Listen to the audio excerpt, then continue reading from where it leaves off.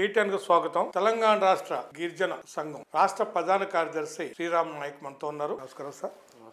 వారితో గత ప్రభుత్వ కాలం వారు ఏ డిమాండ్స్ ఇచ్చారు, గత ప్రభుత్వం ఈ రాష్ట్రంలో గిరిజన సమస్యలు అంతేకాని గిరిజన యొక్క ప్రాంతాల్లో ఈ గత అధికార ప్రభుత్వం అనేది ఎక్కువ స్థానాలు గెలవలేకపోయింది. అంత గిరిజనుల వ్యతిరేకత ఎందుకు వచ్చిందో వారిని అడుగు తెలుసుకుందాం.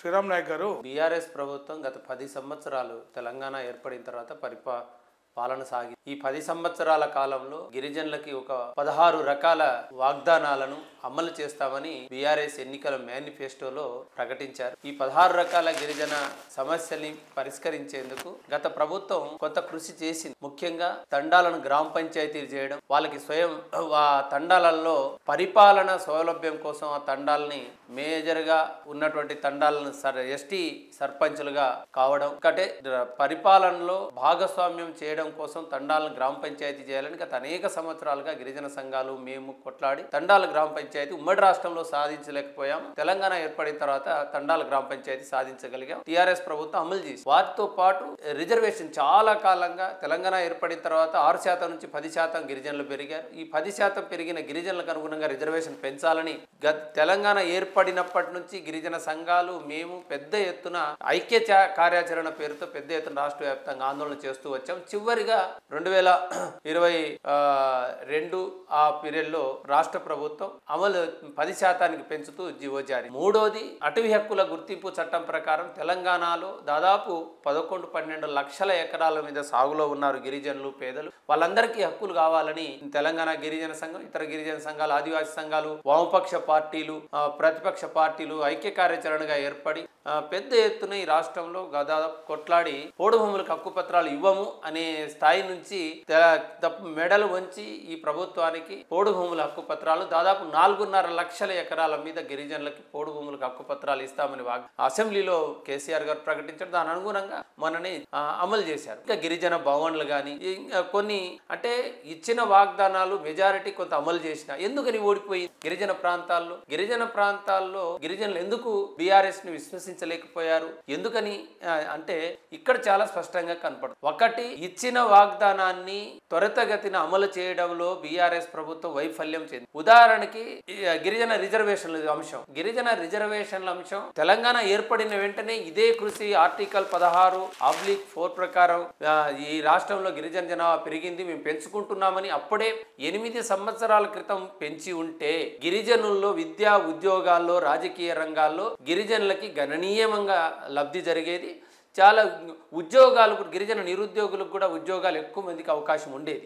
ఆ విధంగా చివరి 8 సంవత్సరాలు నానబెట్టి 9వ సంవత్సరంలో చివరి దిగిపోయే ముందు 6 నెలల ముందు రిజర్వేషన్ పెంచింది రాష్ట్ర ప్రభుత్వం. దీనివల్ల పెంచిన రిజర్వేషన్లు ఏ గిరిజనులకి ఉపయోగపడలేదు, ఉద్యోగాలు రాలేదు, కనీసం స్థానిక సంస్థలు ఎన్నికలు ఇంకా జరగలేదు. దీంతో విద్యా ఉద్యోగాల్లో వీటన్నిటిలో రిజర్వేషన్లు గిరిజనులకి లబ్ధి జరగలేదు అనేది చాలా స్పష్టంగా అర్థం.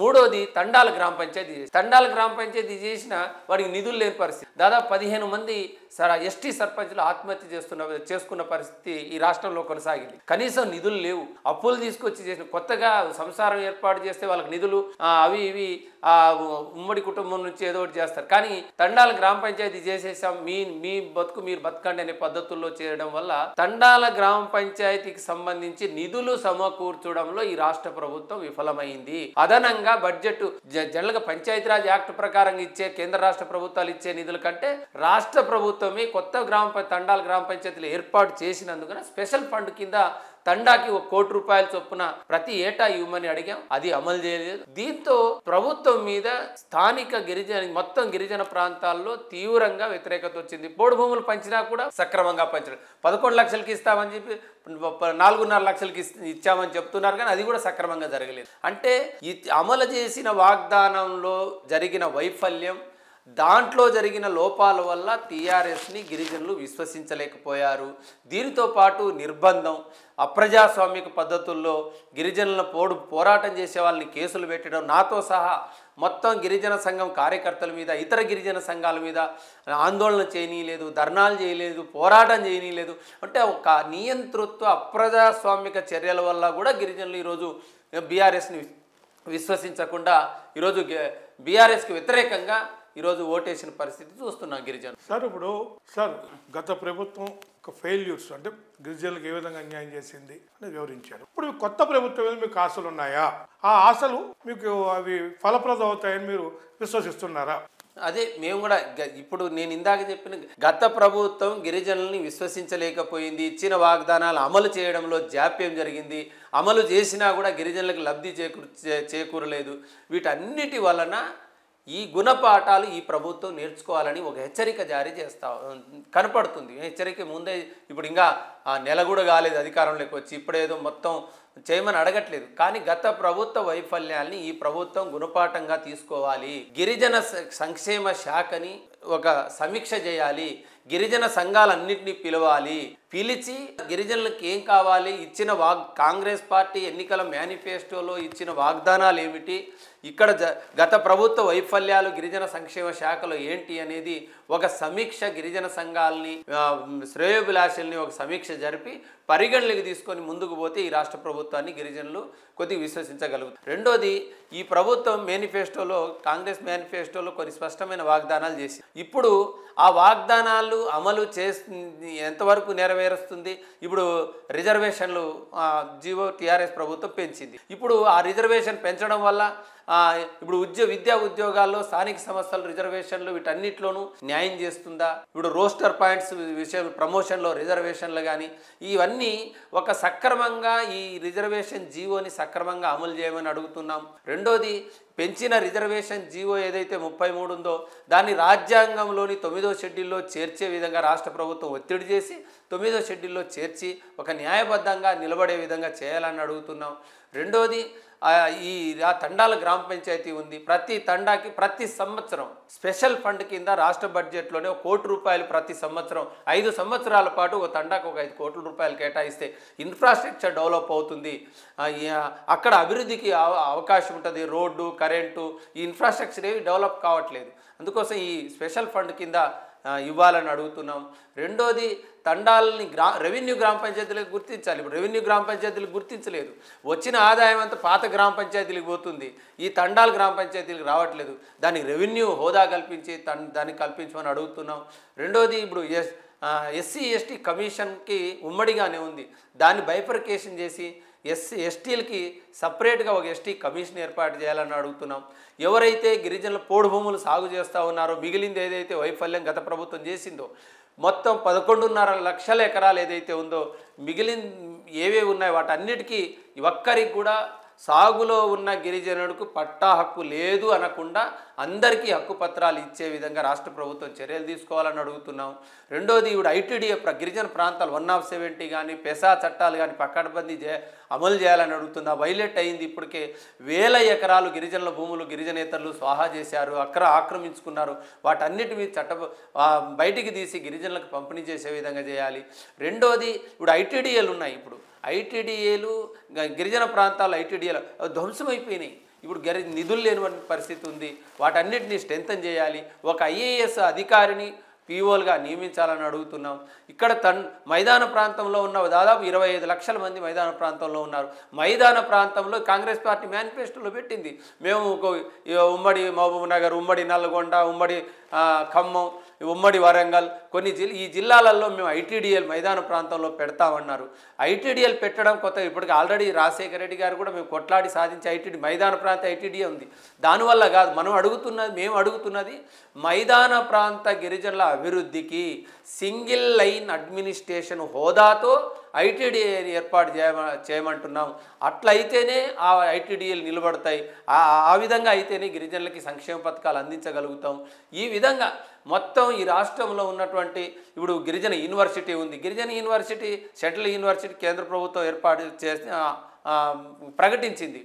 ఇప్పుడు ఆ సెంట్రల్ యూనివర్సిటీ రాష్ట్ర ప్రభుత్వం తక్షణం ఏం చేయాలి, 80% రిజర్వేషన్లకు గిరిజనులకే ఆ యూనివర్సిటీలో అడ్మిషన్ ఇచ్చే విధంగా యాక్ట్ చేయాలి అని కేంద్ర ప్రభుత్వం ఒత్తిడి తీసుకురావాలి.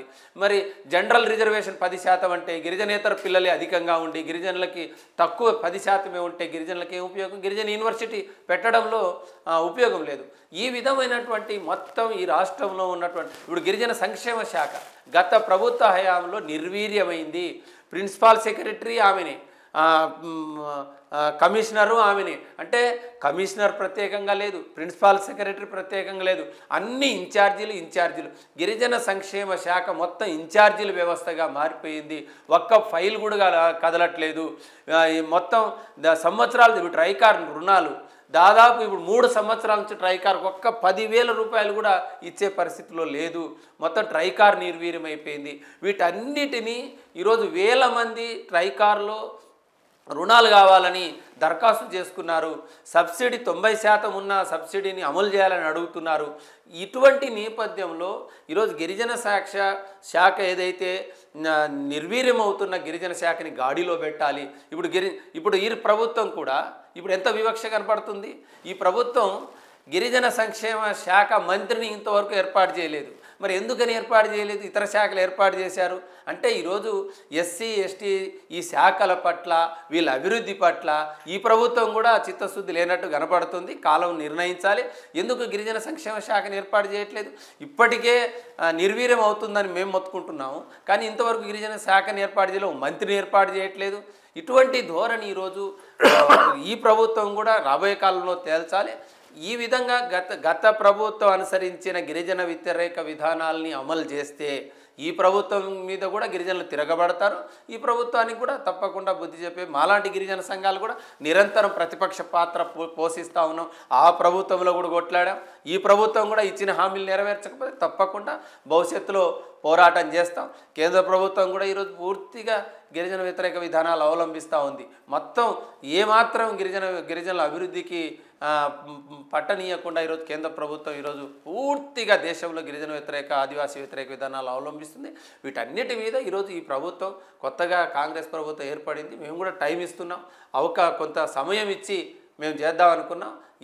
ఈ సందర్భంగా ఏం జరుగుతుందో ఏంటనేది రాష్ట్ర మంత్రి వచ్చి గిరిజన శాఖ మంత్రి వచ్చి సమీక్షలు చేసిన తర్వాత మనకు తెలుస్తుంది అనేది మేము కూడా వెయిట్ చేస్తాం. సార్, ఇప్పుడు మీరు అటవీ చట్టం ప్రస్తావన తీసుకొచ్చి ఐటీడీఏ ప్రస్తావన పోడు భూములు ప్రస్తావన సార్, ఇంకా మిగతా గిరిజన పీసార్ చట్టం, ఇంకా ఇటువంటి గ్రామ సభలు అసలు మన అది ఫారెస్ట్ కన్జర్వేషన్ బిల్ అనేది చట్టం అయిపోయింది. ఆ చట్టం ప్రకారం ఎంత అడుగునైనా సరే ఆ చట్టం క్లారిటీగా ఉంది. పీసాలను చట్టం పక్కన పెట్టారు. గ్రామ సభలతో మనం ఆలోచించక్కర్లేదు. 170 సంబంధం లేదు. అది ఇవ్వాలనుకుంటే ప్రభుత్వం జిల్లా అధికారి కానీ కేంద్ర అధికారి వరకు ఆ పరిమితిని బట్టి 10 హెక్టార్లు 20 హెక్టార్లు 100 హెక్టార్లు 150 హెక్టార్లు టైం బౌండ్ ల్యాండ్ వచ్చి అందులో ఇంకో క్లాస్ కూడా ప్రధానంగా ముందు ఎక్కడైనా భూమి కానీ అడవిని డినోటిఫై చేసేటప్పుడు వాళ్ళు పునరావాసం గురించి పునరావాసం గురించి మాట్లాడాలి. అడవిని తవ్వుకోవచ్చు, తగలబెట్టవచ్చు, ఏదైనా చేసేయచ్చు, నరికేయచ్చు, ఏదైనా చేయొచ్చు. పునరావాసం తర్వాత అన్న ఇటువంటి భయంకర చట్టం వచ్చినప్పుడు అసలు గిరిజన యొక్క ప్రత్యేక హక్కులు నిలబడతాయంటారా?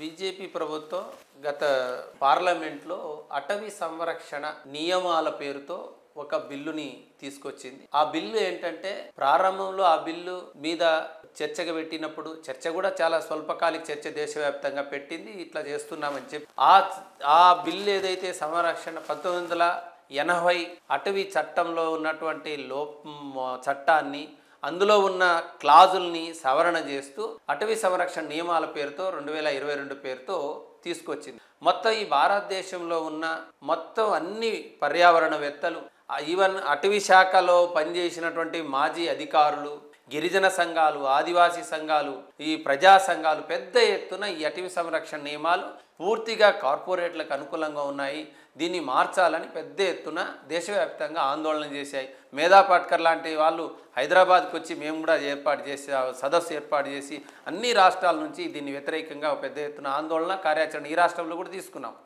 ఇప్పుడు ఈ సమయంలో మేమే ఈ సంఘాలు ప్రజా సంఘాలే కాదు, ఇప్పుడు కేంద్ర ప్రభుత్వం రాజ్యాంగబద్ధంగా నియమించినటువంటి ఎస్టీ కమిషన్ వ్యతిరేకించింది. ఇది చాలా గొప్ప విషయం.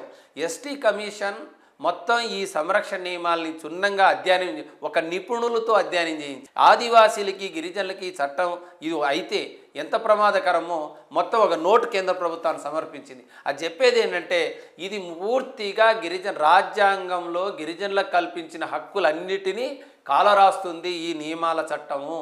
రెండోది ఈరోజు అడవులు పూర్తిగా ధ్వంసమైపోతే ఆదివాసీలు మొత్తం గెట్టివేయబడతారు. ఈ నేపథ్యంలో హక్కుల్ని కాలరాస్తుంది, ఉన్న చట్టాలని కూడా కాలరాస్తున్న ఈ మీరు పునర్పరిశీలించాలి అని పెద్ద నోట్ ఇచ్చింది ఎస్టీ కమిషన్. వాళ్ళ ప్రభుత్వమే, బీజేపీ ప్రభుత్వం ఏర్పాటు చేసిన కమిషనే. ఈ నేపథ్యంలో కూడా కేంద్ర ప్రభుత్వం దాన్ని పునఃసమీక్ష చేయలేదు, కనీసం పరిగణలోకి తీసుకోలేదు. నిర్బంధంగా గత పార్లమెంట్ సమావేశాల్లో అటవీ సంరక్షణ చట్టం అని ఒకటి 2023 చట్టం చేసింది పార్లమెంట్లో. ఈ చట్టం ఇప్పుడు ఎందుకు చేయాల్సి వచ్చింది? ఎందుకు బీజేపీకి అంత ఆతృత?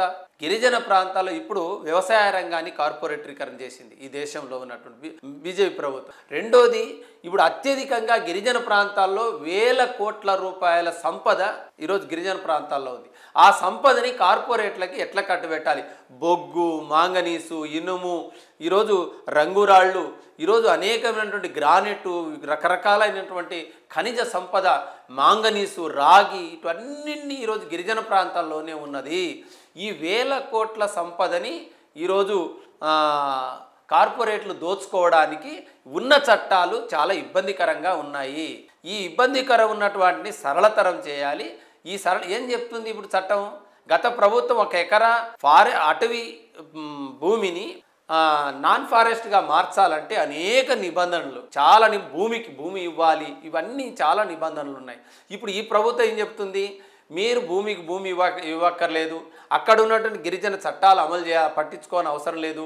170 కానీ, పిఎస్ఆ కానీ, అటవీ హక్కుల గుర్తింపు చట్టం కానీ ఏమీ అవసరం లేదు.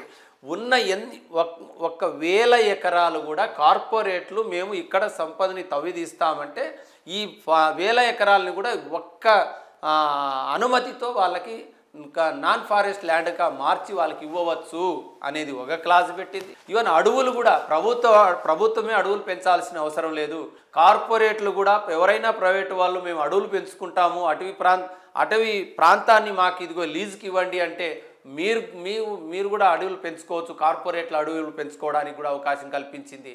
అంటే ఒక రకంగా గిరిజన ప్రాంతాల్లో ఉన్న ఖనిజ సంపదని మొత్తం కార్పొరేట్లు దోచుకోవడానికి అవకాశం కల్పించింది. రెండోది, అటవీ ప్రాంతాల్లో ఉన్న వన సంరక్షణ ఏదైతే మూలికలు వాటన్నిటిని మీద కూడా ఆధిపత్యం కావడానికి, అడవులు పెంచుకోవడానికి కార్పొరేట్లకు అవకాశం ఇచ్చిందంటే ఇంత దుర్మార్గమైన ప్రభుత్వం ఈరోజు ఐక్యరాజ్య సమితి కూడా ఇటువంటి చట్టాలని వ్యతిరేకిస్తూ ఉన్నది. ఈ దుర్మార్గమైన చట్టాలు, ఇటువంటి చట్టాలు చేయడం వల్ల భారతదేశంలో తరతరాలుగా అడవులు నమ్ముకొని ఉన్నటువంటి గిరిజనులు ఈరోజు శతాబ్దాలుగా ఆ భూమిని, ఆ అడవుల్ని నమ్ముకొని జీవిస్తున్నటువంటి గిరిజనుల్ని మీ చట్టాలు అమలు చేయడం వల్ల నదులు కలుషితం, ఆ ప్రాంతంలో నదులు కలుషితమవుతాయి, చట్టాలు పోతాయి, రాజ్యాంగ హక్కులు పోతాయి. వీటన్నిటినీ పోయి గిరిజనుల్ని బయటపడేసే పద్ధతుల్లో మీరు గెంటి వేయడానికే ఇటువంటి చట్టాలు తీసుకొస్తామని చెప్తున్నా ఈ ప్రభుత్వం వినలేదు. పూర్తిగా ఆదివాసీ గిరిజన వ్యతిరేకంగా ఈ ప్రభుత్వం ముందుకెళ్తా ఉంది. అందుకోసమే ఈరోజు రాబోయే కాలంలో ఈ బీజేపీకి వ్యతిరేకంగా పెద్ద ఎత్తున ఆదివాసీ గిరిజన సంఘాలు పెద్ద ఎత్తున పోరాటం చేస్తూ ఉన్నాయి.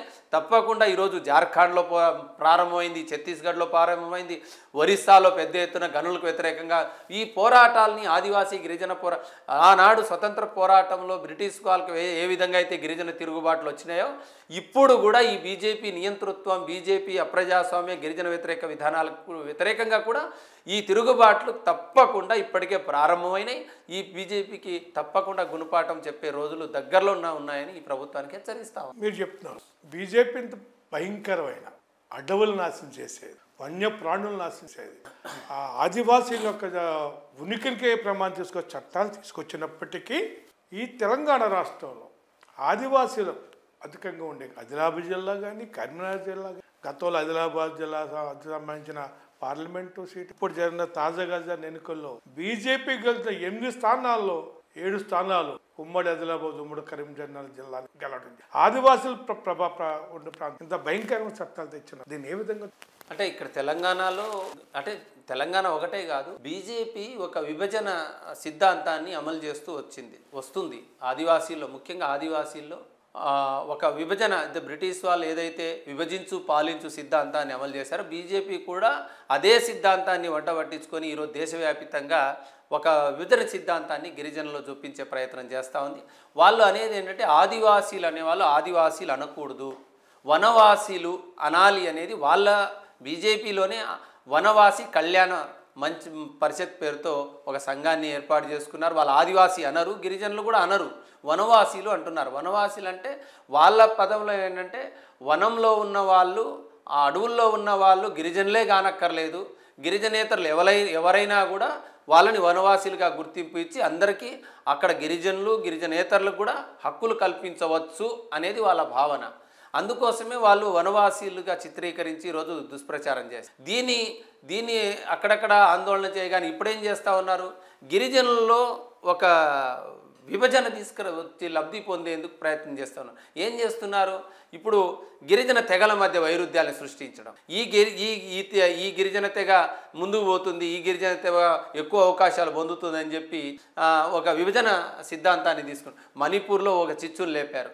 మణిపూర్లో అక్కడ ఉన్నటువంటి ఆదివాసీలకి ఆదివాసీ ఏతరులకు ఉన్నటువంటి ఒక గ్రూపుల్ని రెచ్చగొట్టి మారణ హోమం ఏ విధంగా సృష్టిస్తుందో, ముఖ్యంగా దేశం మొత్తం కూడా కూసింది అక్కడ ఆర్ఎస్ఎస్ మొత్తం దగ్గరుండి బీజేపీ ఈరోజు మణిపూర్లో చిచ్చు కారణమని చెప్తా ఉంది. ఇక్కడ కూడా అదే సిద్ధాంతాన్ని మణిపూర్లో మారణ హోమం ఏ విధంగా సృష్టించి అక్కడ లబ్ధి పొందాలని చూస్తుందో ఈరోజు మిగిలిన రాష్ట్రాల్లో కూడా ఆ విధంగా చేస్తూ ఉంది. ఇప్పుడు తెలంగాణలో కూడా ఇక్కడ లంబాడీలకి ఏజెన్సీలు గిరిజనుల మధ్య తగువ తీసుకొచ్చేందుకు వాళ్ళ పార్టీ స్వయం బాబురావు బీజేపీ ఎంపీని మొత్తం లంబాడీలకు వ్యతిరేకంగా పెద్ద ఎత్తున బీజేపీని సంతకాల సేకరణ చేసిన మోడీని మెమరాండం ఇచ్చి కలిశాడు, రాష్ట్రపతిని కలిశాడు. వీళ్ళు రాజ్యాంగ విరుద్ధమని, వీళ్ళు తీసేయాలని, వీళ్ళు మణిపూర్లో ఏ విధంగా అయితే మేము అక్కడ పోరాటం మారణ హోమం సృష్టించాము, తెలంగాణలో కూడా ఈ లంబాడీలకు వ్యతిరేకంగా మారణ హోమం సృష్టించైనా సరే వాళ్ళని ఎస్టీ జాబితాల నుంచి తీసే విధంగా పోరాడతామని, అంటే ఇంత విభజన విద్వేష రాజకీయాల్ని ఈరోజు గిరిజనుల్లో కూడా చొప్పించేందుకు ప్రయత్నిస్తూ ఉన్నారు. మరోవైపు గిరిజనుల్లో ఉన్నటువంటి సాంప్రదాయ ఆచారాల మీద, వాళ్ళ సంస్కృతి మీద, వాళ్ళ దేవుళ్ళ వ్యవస్థ మీద ఈరోజు ఇతర మతాలు, క్రిస్టియన్ మతం దాడి చేస్తూ ఉంది, ముఖ్యంగా ఇతర మతాలు ఏవైతే దాడి చేస్తూ ఉంది. ముఖ్యంగా ఈ ఆర్ఎస్ఎస్ బీజేపీ గిరిజనులు అనేవాళ్ళు ఒక తెగ, ఇప్పటిది కాదు రాజ్యాంగమే చెప్పింది వీళ్ళు కులాలు కాదు, కులాలకు సంబంధం లేదు, వీళ్ళు తెగ లక్షణాలు. ఎందుకు ఆదిమ సమాజం నుంచి వీళ్ళు తెగ లక్షణాలు కలిగిన వాళ్ళు, ఏ మతానికి సంబంధం లేదు. వాళ్ళకు ప్రత్యేక గిరిజనుల ఆదివాసీలకి ప్రత్యేక మత ఆచారాలు ఉన్నాయి, మత సంస్కృతి ఉంది. వాళ్ళ మత క్రతువులు ఇతర మతాలు కాదు, గిరిజన క్రతువులే ప్రత్యేకంగా ఉన్నాయి. తెగకి మధ్య క్రతువులు వేరే ఉన్నాయి, తెగలకి మధ్య దేవుళ్ళు ఆచారాలు వేరే ఉన్నాయి.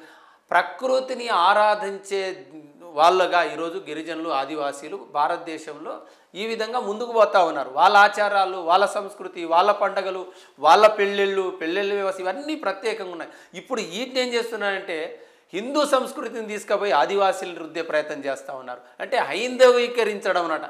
ఆదివాసీ గిరిజన తెగల్లో ఉన్నటువంటి సంస్కృతిని క్రమంగా నాశనం చేసి ఆ హైందవీకరించి ఒక మతం వైపు తీసుకొచ్చి ఏమంటారు వీళ్ళు ఇప్పుడు ఏం చేస్తున్నారంటే గిరిజన తండాలు గూడాలలో కూడా వినాయక విగ్రహాలు పంపడం, శ్రీరాముల విగ్రహాలు పంపడం, ఇవన్నీ ఈరోజు గిరిజన తెగల్లో ఉన్నటువంటి ఆచారాల్ని సంస్కృతిని పూర్తిగా నాశనం చేసి, వాళ్ళ భాషను నాశనం చేసి, వాళ్ళ సంస్కృతిని నాశనం చేసి ఈ విధంగా మత సంస్కృతిని చొప్పించే ప్రయత్నం చేస్తాం. మేము అదే అడుగుతున్నాం, బీజేపీ మేము ప్రకృతి ఆరాధికులము, మాకు ప్రత్యేకంగా ఏ మతానికి సంబంధం లేదు, మా ఆచారాలు మమ్మల్ని పాటించమనండి, మా తిండి మేము తింటాం.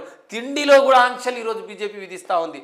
మీరు ఇప్పుడు సాంప్రదాయకంగా గురించి ఆదిమ తెగల నుంచి బీఫ్ తినే సంస్కృతి అనేక గిరిజన ప్రాంతాల్లో ఉంది. ఇప్పుడు అటువంటి సంస్కృతిని కూడా దాడి చేస్తూ ఉన్నారు. ఈ మాట వినకపోతే ఏది మన ఒరిస్సా కానీ, ఛత్తీస్గఢ్ కానీ, జార్ఖండ్లు కానీ హత్యలు చేస్తూ ఉన్నారు, హత్యలకు తెగబడతా ఉన్నారు. గోగూండాల పేరుతో ఈరోజు మూకదాడులు చేసి గిరిజనుల్ని ఆదివాసీల్ని భయభ్రాంతులు చేసి ఈరోజు పూర్తిగా భయభ్రాంతులు చేసే పరిస్థితుల్లో ఈరోజు ఆర్ఎస్ఎస్ బీజేపీ గిరిజన ప్రాంతాల్లో సీరియస్ ప్రయత్నం చేస్తూ ఉంది. అందుకోసమే ఇంత దుర్మార్గమైనటువంటి ఈ ప్రభుత్వం బీజేపీని రాబోయే ఇప్పుడు ఏమంటుంది, అది మీకు ప్రత్యేక చివరికి ఎక్కడికి వెళ్ళిందంటే రాజ్యాంగంలో కల్పించిన హక్కులు కూడా గిరిజనులకి ప్రత్యేకంగా ఎందుకు ఇవాళ 1/70 ఎందుకు 1/70 అమలు చేయాలి మీకు? ఎందుకు 100% జీవో నంబర్ 3 ద్వారా 100% రిజర్వేషన్ మీకే ఎందుకు ఇవ్వాలి గిరిజన ప్రాంతాల్లో? ఈరోజు ఆర్టికల్ ఏది మిజోరాం నుంచి నాగాల్యాండ్, అస్సాం, త్రిపుర ఈ రాష్ట్రాలు 6th షెడ్యూల్ 5th షెడ్యూల్ రాష్ట్రాలు ఏవైతే క్లాజులు ఉన్నాయో రాజ్యాంగంలో అవన్నీ ప్రత్యేక క్లాజులు గిరిజనులకు ఎందుకు? ఇప్పుడు జమ్మూ కాశ్మీర్లో 370 రద్దు చేశాం. అదేవిధంగా అక్కడ జమ్మూ కాశ్మీర్లో ఎవరైనా పోయి భూములు కొనుక్కోవచ్చు, ఎవరైనా పరిశ్రమలు పెట్టుకోవచ్చు. ఆ విధంగానే గిరిజన ప్రాంతాల్లో కూడా ఎవరైనా భూములు కొనుక్కోవచ్చు, ఎవరైనా ఫ్యాక్టరీ పెట్టుకోవచ్చు. మరి వాళ్ళకి ప్రత్యేక గిరిజనుల ప్రాంతాల్లో ప్రత్యేక హక్కులు ఎందుకు అనేది బీజేపీ ప్రశ్నిస్తూ ఉంది. ఆర్ఎస్ఎస్ కూడా ఆ విధంగా క్యాంపెయిన్ చేస్తూ ఈరోజు గిరిజనులకి రాజ్యాంగంలో కల్పించిన హక్కుల్ని పూర్తిగా ధ్వంసం చేసి రిజర్వేషన్లు ఎత్తేసే కార్యక్రమం చేస్తుంది. ఆ రిజర్వేషన్లు కూడా ఈరోజు అన్ని ప్రైవేటీకరణ చేస్తూ ఈరోజు రిజర్వేషన్లు ఎత్తేసే కార్యక్రమం కూడా చేస్తుంది. పూర్తిగా ఈరోజు గిరిజనులు ఆదివాసీలకి వ్యతిరేకంగా ఈరోజు బీజేపీ ఆర్ఎస్ఎస్ దేశంలో తీవ్రంగా ఒక మనువాద సంస్కృతిని మనుస్మృతి ఏదైతే రాజ్యాంగం వద్దు, రాజ్యాంగం అమలు అవసరం లేదు, మరి పాత సంస్కృతిని తీసుకొద్దాం, ఆర్య సంస్కృతిని తీసుకొద్దాం అనే పద్ధతుల్లో ఈరోజు మనుస్మృతిని కులాల నిచ్చెనమెట్ల వ్యవస్థ ఏదైతే మనుస్మృతి చెప్తుందో దుర్మార్గమైనటువంటి కులాల నిచ్చెనమెట్ల వ్యవస్థని తిరిగి పునర్ప్రతిష్ఠించాలి రాజ్యాంగం స్థానంలో అనేది ఈరోజు బీజేపీ చాలా తీవ్ర ప్రయత్నాలు చేస్తూ ఉంది. ఇప్పటికే విద్యా వ్యవస్థలు అమలు చేస్తూ ఉంది. రేపు పొరపాటున మరొకసారి వస్తే మాత్రం రాజ్యాంగం ఉండదు, ఏమీ ఉండవు, ఆ మనుస్మృతిని మాత్రమే అమలు చేస్తున్నారు. తిరిగి చిప్ప చేతి పట్టించి ఈరోజు దళితుల్ని గిరిజనుల్ని ఇప్పుడు సమాజానికి ఇప్పుడిప్పుడే అభివృద్ధి చెందుతున్న ఈ ఎస్సీలని గిరిజనుల్ని ఆదివాసీల్ని తిరిగి మధ్యయుగాలకి తీసుకెళ్లడం కోసం బీజేపీ ఆర్ఎస్ఎస్ తీవ్ర ప్రయత్నాలు చేస్తుందనేది ఈరోజు మేము పెద్ద ఎత్తున వాటికి వ్యతిరేకంగా మా శక్తి ఉన్నంత వరకు ఆ క్యాంపెయిన్ గిరిజన ప్రాంతాల్లో చేస్తూ ఉన్నాం. గిరిజన ప్రజల్ని కాపాడుకుంటున్నాం. ఇప్పుడు తెలంగాణలో బీజేపీ గెలిచింది కూడా 8 గెలిచింది కూడా ఒక రకంగా తెలంగాణలో బీజేపీకి చెంపపెట్టే గిరిజన ప్రాంతాలు ఇదో బోతు ఏదైతే గిరిజనుల మధ్య విద్వేషం సృష్టించిన స్వయంబాబురావు ఓడిపోయాడు, ఈరోజు ఖానాపూర్ ఓడిపోయాడు. అన్ని గిరిజన ప్రాంతాలు ఎస్టీ రిజర్వ్డ్ సీట్లలో 1-2 మినహా 2వ స్థానంలో వచ్చింది. మిగిలింది ఎక్కడ 2000, 3000, 5000 వచ్చినాయి ఓట్లు. ఇప్పుడు కరీంనగర్ గిరిజనులు తక్కువ ఉన్న ప్రాంతాల్లోనే ఈరోజు గిరిజనులు బీజేపీ గెలిచింది తప్ప గిరిజనులు గణనీయంగా ఉన్న స్థానాల్లో ఎక్కడ ఒక్క స్థానం కూడా గెలవలేదు. అయినా బీజేపీ ఈరోజు తన రెచ్చగొట్టే ధోరణిని ప్రయత్నిస్తుంది. ఈ గిరిజనులు కూడా అర్థం చేసుకుంటున్నారు. ఇప్పుడు ఈ బీజేపీ యొక్క విభజన సిద్ధాంతం, దుర్మార్గ విద్వేష సిద్ధాంతాలను అర్థం చేసుకొని తప్పకుండా గుణపాఠం చెప్పాలి అనేదే ఈరోజు బీజేపీ గిరిజనులు ఆదివాసీలు సీరియస్ ప్రయత్నం చేస్తూ ఉన్నారు. ఇప్పుడు మీరు ఇటు రేవంత్ ప్రభుత్వం మీ డిమాండ్స్ అమలు చేయకపోయినా లేకపోతే తన మేనిఫెస్టోలో ఏదైతే ప్రకటించిందో గిరిజన రంగానికి సంబంధించి అమలు చేయకపోయినా, అదేవిధంగా బీజేపీ ఈ విద్వేష విభజన ఆ రాజకీయాలను మతోన్మాద విధానాలకు ఈ రెండాటికి వ్యతిరేకంగా అంటే వాళ్ళు అమలు చేయకపోతే మీ కార్యాచరణ ఏంటి? ఇటు బీజేపీ చేసే వాటికి వ్యతిరేకంగా మీ కార్యాచరణ ఎలా? కాంగ్రెస్ ప్రభుత్వం ఇప్పుడు అధికారంలోకి వచ్చి ఇంకా రోజుల్లోనే ఉన్నది. ఈ ప్రభుత్వం కూడా మేము కూడా గిరిజన సంఘాలు వెంటనే అది చేయాలి ఇది చేయాలని ఆందోళన చేయడం వల్ల గిరిజనులు కూడా హర్షించరు, ప్రజలు కూడా హర్షించరు. ఒక్కటే కాంగ్రెస్ ప్రభుత్వాన్ని గిరిజనులు ఆదరించి ఓట్లేశారు అందుకు ప్రజలు గత ప్రభుత్వం చేయలేదు కాబట్టి కాంగ్రెస్ ప్రభుత్వాన్ని ఆదరించారు. ఇప్పుడు మేము డిమాండ్ చేస్తున్నది ఏంటంటే ఇది ప్రజాప్రభుత్వం, గత నియంతృత్వ అప్రజాస్వామిక ప్రభుత్వంగా గత ప్రభుత్వం ఉన్నది. ఈ ప్రభుత్వం కనీసమైన ఆ నియంతృత్వ అప్రజాస్వామిక ధోరణిలో పోకుండా ఫ్రెండ్లీ ప్రభుత్వం అంటున్నారు, ప్రజాప్రభుత్వం అని వాళ్ళే చెప్తా ఉన్నారు. ఇప్పుడు శ్వేతపత్రాలు విడుదల చేస్తూ ఉన్నారు. గిరిజన సప్లాన్ నిధులు కూడా గత ప్రభుత్వంలో ఆ చట్టం అమలు కాలేదు. సప్లాను గిరిజనుల గిరిజనులు ఖర్చు చేయకుండా డైవర్ట్ చేశారు 1000 కోట్ల రూపాయలు అని చెప్తుంది మొన్న మొత్తం డిబేట్స్ అసెంబ్లీ సందర్భంగా. మేము చెప్తున్నది ఏంటంటే మేము కూడా అదే కోరుకుంటున్నాం. గత ప్రభుత్వం చేసిన వైఫల్యాన్ని మీరు చేయొద్దండి, మీరు అదే ప్రభుత్వ విధానాలని అమలు చేస్తే మాత్రం మీరు కూడా తప్పకుండా రాబోయే కాలంలో గిరిజనులు ఆదివాసీలకు గుణపాఠం చెప్తారు. మీరు ఇచ్చిన వాగ్దానాలు అమలు చేయండి. మీరు ఇప్పుడు ఇచ్చిన వాగ్దానాలు 4 సంవత్సరాల తర్వాత అమలు చేస్తే ఉపయోగం లేదు. అందుకోసం మీరు ఇచ్చిన వాగ్దానాల్ని తక్షణం మీరు 6 నెలలు తీసుకుంటారా, మీరు ఎప్పుడు తీసుకుంటారో సంవత్సరం లోపును వాటిని అమలు చేయాలి. ఈరోజు అత్యధికంగా ఇళ్ల స్థలాలు లేని గిరిజనులు అత్యధికంగా ఉన్నారు రాష్ట్రంలో. వాళ్ళకి ఇళ్ల స్థలాలు ఏమి ఇస్తారో మీరు స్పష్టం చేయండి, ఎప్పటిలోపు ఇస్తారో చెప్పండి. ఇప్పుడు దరఖాస్తులు 28వ తేదీ ప్రజావాణి గ్రామాలతో సహా ప్రజావాణి పెడతామని దరఖాస్తులు తీసుకోవడం కాదు, మీరు ఒక చిత్తశుద్ధితో వాటన్నిటినీ చేయండి. ఇప్పుడు గిరిజనులు తప్పకుండా ఈ ప్రభుత్వం కూడా గత ప్రభుత్వ అనుసరించిన గిరిజన వ్యతిరేక విధానాలు అనుసరిస్తే ఇచ్చిన వాగ్దానాలని అమలు చేయకపోతే అన్ని గిరిజన సంఘాలు కూడా సంప్రదిస్తాం. తప్పకుండా కలిసి వచ్చే గిరిజన సంఘాలు, ఆదివాసీ సంఘాలతో తప్పకుండా కాంగ్రెస్కు వ్యతిరేకంగా కూడా ఈ రాష్ట్రంలో పోరాటం చేస్తాం. అది ఇప్పుడు కాదు, ఇంకొక 6 నెలలు చూస్తాం. 6 నెలలు చూసిన తర్వాత మేము ఈ హక్కు ఇచ్చిన వాగ్దానాల్ని, డిమాండ్లు, సమస్యల సాధన కోసం ఖచ్చితంగా పోరాడతాం. రెండోది బీజేపీ. ఇప్పటికే మేము పోరాటం గత అనేక సంవత్సరాలుగా బీజేపీ వ్యతిరేకంగా పోరాటం చేస్తూ ఉన్నాం. కలిసి వచ్చే సంఘాలను కూడా చేస్తూ ఉన్నాం. దేశవ్యాప్తంగా కూడా ఈరోజు ఆదివాసీ, మా జాతీయ సంఘం ఆదివాసీ అధికార రాష్ట్రీయ మంచి కూడా మొన్ననే తమిళనాడులో ఒక ఆల్ ఇండియా కాన్ఫరెన్స్ ఒకటి నిర్వహించి మొత్తం బీజేపీ అనుసరిస్తున్న విధానాల మీద కూడా చర్చ జరిగింది. మేము ఇప్పుడు కరపత్రం క్యాంపెయిన్, బీజేపీ అనుసరిస్తున్నటువంటి గిరిజన ఆదివాసీ వ్యతిరేక విధానాలు, చట్టాల ఉల్లంఘన, హక్కుల ఉల్లంఘన మీద ఒక కరపత్రం ఇప్పటికే వచ్చింది. అది ఆయా రాష్ట్రాల్లో అన్ని ఆదివాసీ గిరిజన తెగల్లోకి పంపిణీ చేసి ఒక క్యాంపెయిన్ చేయాలని నిర్ణయం తీసుకున్నాం. రేపు ఢిల్లీలో 23-24 తేదీ సమావేశం ఉంది. దేశవ్యాప్తంగా గిరిజన నాయకులు, ఆదివాసీ నాయకులకు అక్కడికి వస్తున్నారు. చర్చించి రాబోయే ఎన్నికల్లో ఈ బీజేపీని ఎలా ఓడించాలి, ఈ బీజేపీకి వ్యతిరేకంగా ఎలా క్యాంపెయిన్ గిరిజనుల్లో చేయాలనేది చర్చించబోతున్నాం.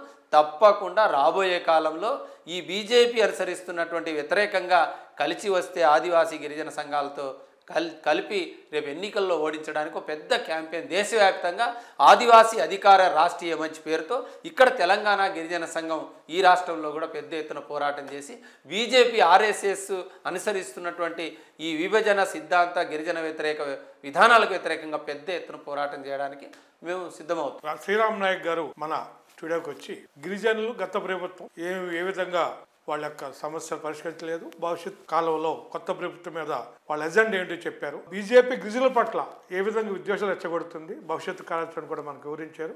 వారికి మనం ధన్యవాదాలు తెలియజేస్తున్నాం.